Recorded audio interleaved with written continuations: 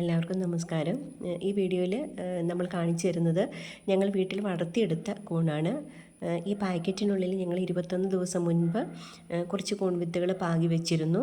ഞങ്ങൾ സ്പ്രേ ചെയ്ത് കൊടുത്തു, ഇടയ്ക്ക് സുഷിരങ്ങളിട്ട് കൊടുത്തു. വളരെ ഹൈജീനിക് ആയിട്ടുള്ള സ്ഥലത്ത്, എന്നാൽ വെളിച്ചമൊന്നും അധികം എത്താത്ത സ്ഥലത്താണ് നമ്മളിത് സൂക്ഷിച്ച് വെച്ചിരുന്നത്. 21 ദിവസം കഴിഞ്ഞപ്പോൾ കൂണിൻ്റെ നാമ്പുകൾ ചെറുതായിട്ട് വെളിയിലേക്ക് വന്നു തുടങ്ങി. 23ാമത്തെ ദിവസമായപ്പോൾ ഈ വലിപ്പമുള്ള കൂണ് നമുക്ക് കിട്ടി. അപ്പോൾ നമ്മളിത് കട്ട് ചെയ്തെടുക്കാൻ വേണ്ടിയിട്ടാണ് ഇത് വെളിയിൽ കൊണ്ട് വെച്ചിരിക്കുന്നത്. കണ്ടില്ലേ, നല്ല പൂ പോലെയുള്ള നല്ല ഭംഗിയുള്ള വളരെയധികം തട്ടുകളുള്ള കൂണാണ് നമുക്ക് കിട്ടിയിരിക്കുന്നത്. നമ്മൾ മാർക്കറ്റിൽ നിന്ന് വാങ്ങിക്കാറില്ല, വീട്ടിലുണ്ടാക്കിയെടുത്ത കൂണ് അത് തന്നെയാണ് സാധനം.